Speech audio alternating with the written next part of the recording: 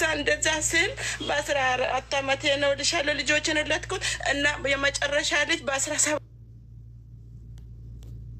ዓመቴ ነው ለትኩት። ያችኛም በ14 ዓመት ሲሆን ከዛን ሰራተኛ አለች። በ13 ዓመትሽ ቤተሰቦችሽ ዳሩሽ፣ በ14 ዓመትሽ የመጀመሪያ ልጅሽን ወለድሽ፣ ሁለተኛዋ ደግሞ በ17 ዓመትሽ ወለድሽ። ወንድ ልጅ ነው። ሁለተኛው ወንድ ልጅ ነው። ሶስት ነው የወለድሽው? ሁለት ሴት አንድ ሴት አንድ ወንድ። ኦኬ ኦኬ እሺ። ሁሉ ነገሬ ናቸው። ለእነሱ ስር ነው የምኖረው እስካሁን ድረስ እና እንደዛ ስል 3 አራሶኛ የሆነ ሰራተኛ ያማታል። አመማት ሲያማት በቃ ሐኪም ቤት አይወስዳትም እና ያማታል። ብዙ በጣም ያማታል። ኮንትራት 19 ሰው ማብራት ኃይሎች እኔ ጋር ይመገባሉ 3 ጊዜ በቀን እነሱን ሰራለሁ፣ እሷም ትሰራለች። በጣም ጎበዝ ናት። ከሻሸመኔ ሀገር ነው ያመጣዋት። ያቺ ልጅ ስትታመኝ ሮጬ እንትን ወሰድኩኝ ሐኪም ቤት። ስትመረመር ምንም በሽታ የለባትም አጡ። ከዛ እንደምናምን ሽንት ሲመረምሩ እርጉዝ ተገኘባት። ከዛን ሲገኝባት ወይኔ የአላህ ለእኔ ልትሰራ ደንበኛ ልትሲብልኝ በቃ የሆነ ሰው ተጫውቶባት ነው፣ ችግር የለውም የሆነ ስራ ሰጣታለሁ ብዬ በቃ ባህላንም በቃ የልጇ አባትም አሰራዋለሁ። ኢንሻአላ ቤት ደግሞ ብዙ ቦታ አለ። ኢንሻአላ ቤትም ሰጥቻ አገርኳት። ሴቲቷን ሳናግራት ባሌ ነው የተናገረችው። ሀቡ ባልሽ ነው ያስረገዛት ሰራተኛሽን? ለሱቅሽ ለቤትሽ ነው ለሱቅሽ የምትሰራልሽ? ለሻይ ቤት 4 ሰው አለ።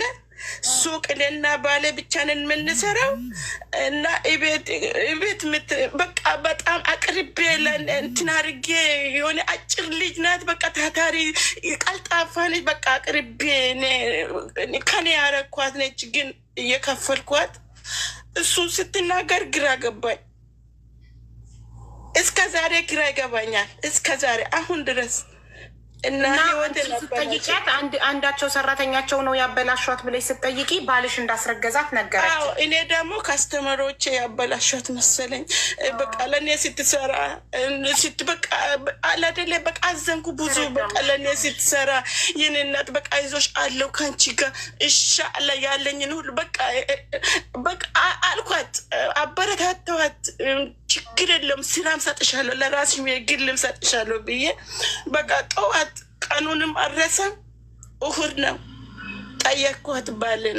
ባሌን አለ ስትል ግራ ገባኝ። እኔበት እንደዚህ ብቻ ነው አልካት፣ እንደዚህ ብቻ ነው አልካት። ግን የሆነ ሰው አምጥቼ ብጠይቅሽ ትክጅኛለሽ አልኳት። አልክድም አለችኝ። ኦኬ ጠዩ እናት ገርጉኝ ሀቡ። በዚህ መሀል 3 ዓመት ብቻ ነኝ በትዳር የቆየሁት። 3 ዓመት ከቤታችን ከወጣሁ ጀምሮ እኔ ቤታችን ሄጄ አላቅም። የእናቴ ቤት ሄጄ አላቅም። እነሱ ናቸው የሚመጡት። በቃ ለትዳርሽ በጣም ምትለፊ ሰው ነሽ። በቃ አንድ ቀን እንኳን በዛ በጠዋት ቤተሰቤ ጋር ለማሄድ ቀንም ሄጄ አላቅም። እነሱ ይመጣሉ ሆነ ብሎ በቃ ቤቴ መንገድ ዳር ነው፣ የስራ ቦታ ነው። ማንም ነው የሚመጣ፣ ይመጣሉ፣ መተው ውሎ ይሄዳሉ። ከዛን ሄድኩኝ በጠዋት እናቴ እያለበኝ ነበር። ጠዋት ምንም አላልኩም፣ ጨልምብኛል ምንም በቃ አላደለ። ከዛን ሄድኩኝና እናቴን ይፈልግሻል፣ ለእናቴ ደግሞ የመጀመሪያ ልጅ ነኝ። እናቴን ይፈልግሻል እኔ ቤት ስላት ለምን በዚህ ጠዋት ለምን መጣች ብላ ተደናገጠች። ችግር የለም እኔ እናቴ ዛሬ ቁርስ ከኔ ጋር ነች ብዬ እጃት መጣሁ። እናቱ ጋም ጎራ ብዬ እናቱንም ጠረዋት እና በቃ ሁለታቸው በቃ እነሱ በቁኛል። ብዙ በቃ ብዙ ማውራትም አልፈልግም እንድሰማም አልፈልግም። በቃ ቀስ ብዬ እነሱ እንዳስገቡኝ እንዳወጡኝ ነበር እኔ ያሰብኩት። ከዛ እናቱንና እናትሽን ጠርተሽ ሰራተኛሽ ባለችበት ያው እንድትጠይቂያት እና ነገረችን እሷን ብቻ እንድታወጣልኝ ያ ከዛን አልሐምዱሊላህ አልካደችም። በዚህ ጊዜም አልካደችም።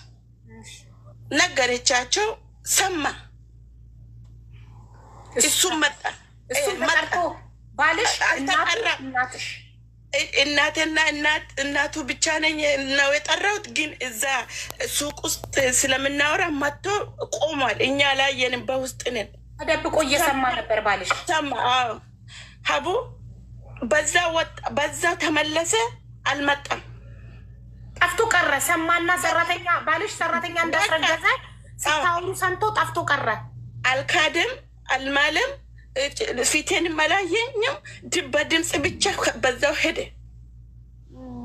ከዛን ወላህ ላዝም ሀቡ ግራ ተጋብቼ ከዛን እናቱም እሱ ስጠፋ ጎረቤቶቹ በቃ እኔ ስራ ሰው ስለሆንኩኝ በቃ ብዙ ሰው እንደ ለቅሶ ይመጣሉ፣ እንደ ሀዘን ይመጣሉ። ኔጋ ይደርሳል፣ ለቅሶ ደርሳሉ። ኔጋ ግራ ተጋባው። ባልሽ ስለጠፋ ነው እንደ ለቅሶ ሰዎች እየመጡ አንቺ ጋር የሚደርሱት? አዎ በቃ ምን አውቃለሁ። በቃ ብዙ ሰው ይመጣል፣ የማላውቃቸው ሰው ይመጣል። አይዞሽ ይሉኛል። ጠፋ በቃ ጠፋ ይሉኛል። እኔ ደግሞ ይጥፋ በቃ እሺ ብዬ ከዛን አንዷ የአካባቢ ሰው ግን እሱ ሰራተኛ እንዳስረገዘ ባልሽ አልሰሙም። ግን እሷ የሆነ ሰዎች ሰምቷል። ሀቡ ከኔ ነው እንጂ እኔ ነኝ እንጂ ያልሰማው ብዙ ሰው ከኔ ያለ የአካባቢ ሰው ይንሾካሾካል፣ ሰምቷል። ወላሂ እኔ ነኝ የማላውቀው፣ ለእኔ ነው እንጂ አዲስ ማንም ያውቃል ሀቡዬ። ከዛን ወላሂ ምን መሰለሽ ይሄ የሚባለው በአማርኛ በደንብ ስለማትችል እንገር ጆሮ ለባለቤቱ ባዳ ነው ይባላል። ባለቤቱ ሳይሰማ የአካባቢው ሰው ግን ይንሾካሾካሉ ከኋላ። አንቺ ግን አልሰማሽም ባልሽ እንዳስረገዘ ሰራተኛ። ወላሂ እኔ ደግሞ ለእሷ ማገዜ ሰው አስረግዞ የሰው ሀገር ልጅ አስረግዞ ሰው ስላለላት ነው ብዬ በቃ ለእሷ ነው ያለቀስኩት። እኔ ትዳሬን አላስታወስኩም በዛ ጊዜ፣ ለእሷ ነው በቃ የተደረብኩት። ከዛም ሰውም እየመጣ አይዞሽ በቃ እሱ ጠፍቷል ሄዷል፣ ቤትሽን ያዥ፣ ዱሮም ቤትሽን አንቺ ነሽ ያሽው፣ አንቺ ነሽ እንደዚህ ያረግሽው፣ በቃ ሶጭላትና በቃ ትስራ፣ በቃ ስሩ አብራ አንድ ሆናችሁ ብሎ ብዙ ሰው መከረኝ። አላህ ይቅር ይበለኝ፣ ግን አላቅም። የዛን ጊዜ ልጅም ነኝ 17። ባለቤትሽ ምን ነበር ስራው? አንቺ በጣም ጎበዝ ነሽ፣ ትሰሪያለሽ፣ ሱቆች ከፍተሻል። እኔ ጎበዝ፣ እሱም ይሰራል፣ ግን እሱም ይሰራል።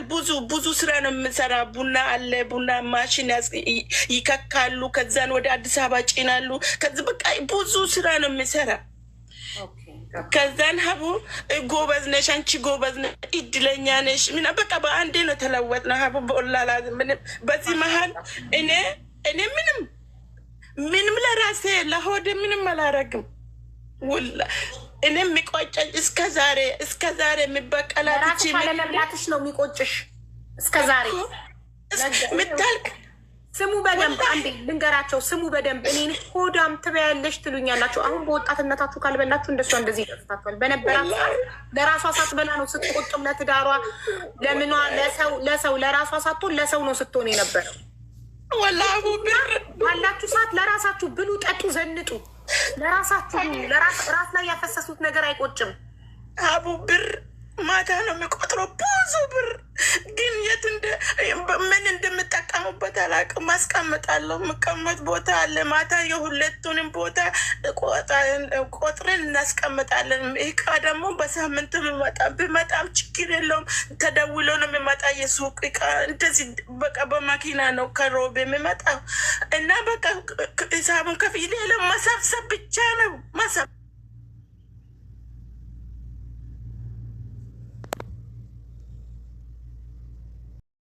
እሷ አሳመነች። በጣም ነው የምወዳት። ደግሞ የልጆች እናት ነች። ምንድን ነው የሚያሳምኑሽ? ውድ ያልገባኝ ባልሽን ይቅርታ እንድታደርጊለትና ወደ ቤት እንድትመልሹ ነው?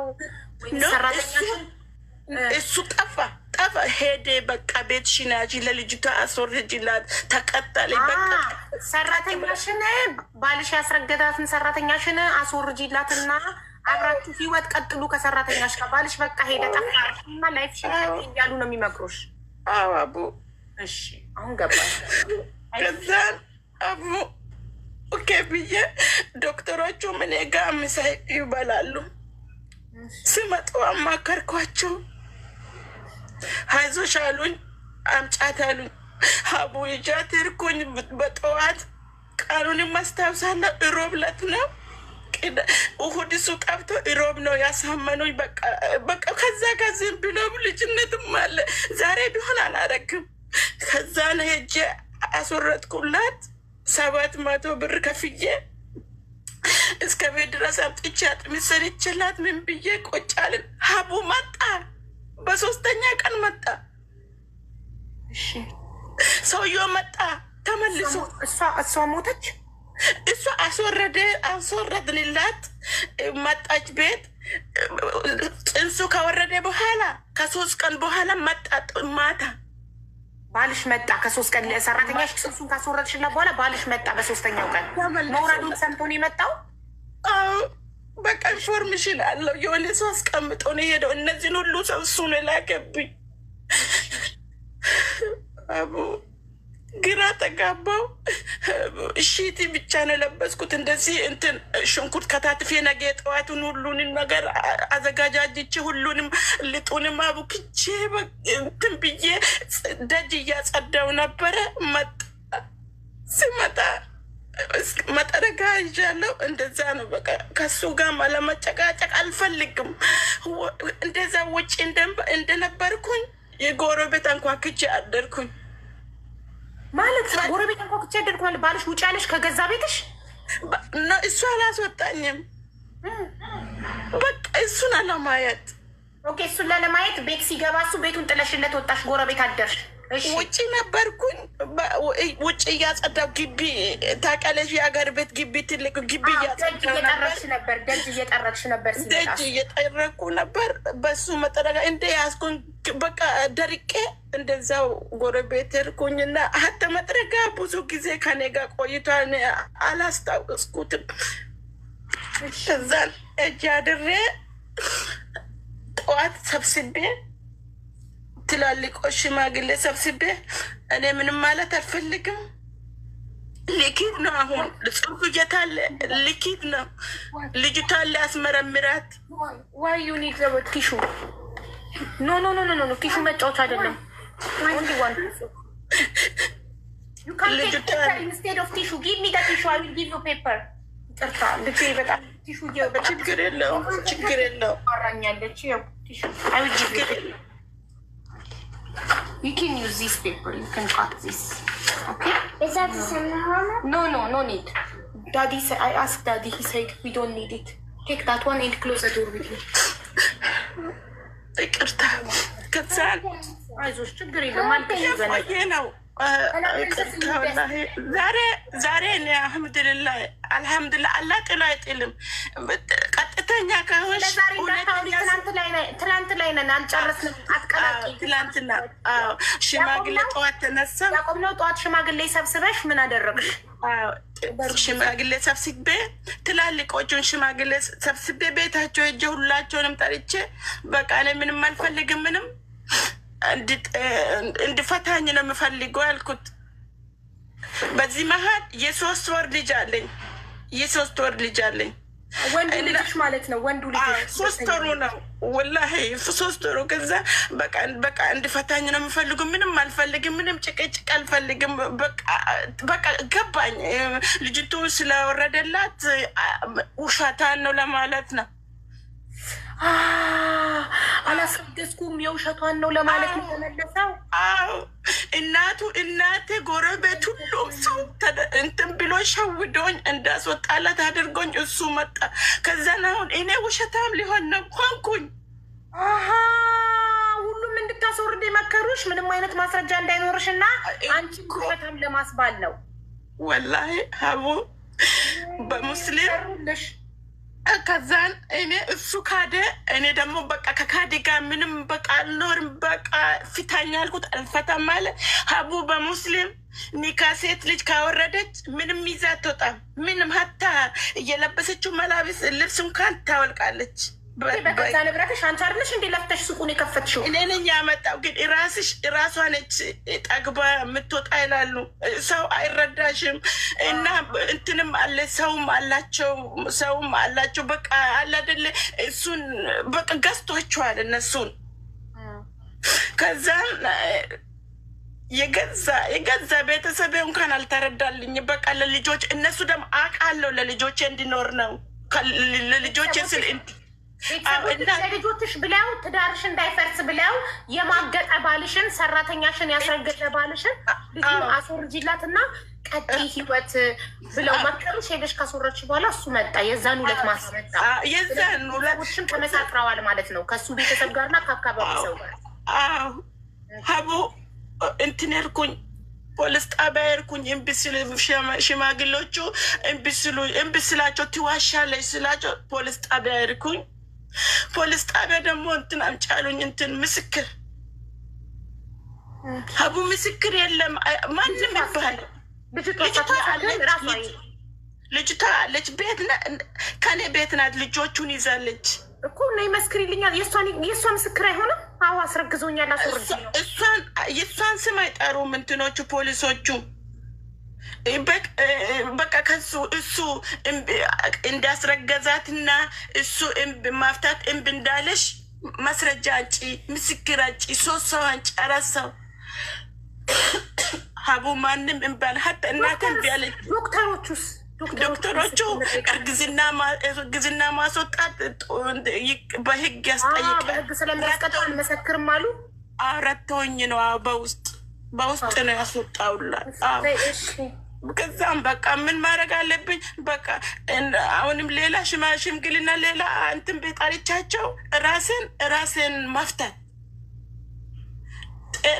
ጤናማ አልሆንማ ጥሩ አልሆንም። በቃ ሸሪያ ፍርድ ቤት እኮ እሱ አልፈታም ቢልም ሸሪያ ፍርድ ቤት ሄደሽ ያፋቱሻል መሰለኝ አይደል? የዛን ጊዜ እንደዚህም ምንም ነፍሴን አላወቅኩም። ስራ ብቻ ነው የምሰራው፣ ጉልበቴ ስራ ነው እንጂ እንደዚህ አላቅም። ከዛን ሀቡዬ ከዛን ሰብስቤ እሱም ከሱ ጋር መምጥቶ ራሴን ስፈታ ሀቡ ሺቲ ነው ለበስኩኝ። እንደዛው ነው እየወጣሁት የኛ ቤት የገባሁት። ከዛን አንድ ጓደኛ ያለች ዶክተር ናት፣ በጣም ጓደኛ ናት። እኔ ግራ ገብቶኝ ተደብቄ እናቴ ቤት በቃ ተደብቄ ከማንም ጋርም አላወራምም አላለቅስም። በስክው ብለ በቃ አለ የሆነ ነገር ጨልሞብኛል። የሆነ ነገር በቃ ሰውም የሆነ አይመስለኝም አልመሰለኝም። ተደብቄያለሁ። እሷ ጠራችኝ፣ እሷ ጋር ሄድኩኝ።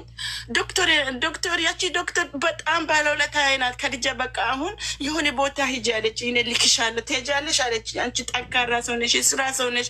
የሆነ ቦታ አሁን ልላክሽ አለች። የት ነው የምትልኪ? የት ነው የምትልኪ ስላት አይ ውጭ ሀገር ነው የሚልክሽ አለችኝ። ከዛ የሆነ ዶክተር ታውቃለች፣ ኩዌት የምትባል ሀገር። ዶክተሩ መስር ነው፣ መስሪ ኢጅፕታዊ ነው። ዜግነቱ ግብፃዊ ነው፣ ግን የሚኖረው ኩዌት ነው። ኩዌት ነው። ያቺ ዶክተራ ወደዛኛ ዶክተር ላከችኝ። ስሙኒ የለኝም የሚያውቅ በዚህ መሀል አንድ ብርም አልወሰድኩም። አንድ ብርም ከስም መለመን አልፈልግም። ትላንትና ለሰው የሚያደርገውን ማንም እንዳደረግልኝ አልፈልግም። የእሷንም አልፈለግኩም። ጌጦች አሉኝ ብዙ። ሲመጣ እሱም ሲሄድ ለስራ ሲሄድ ይዞልኝ ይመጣል።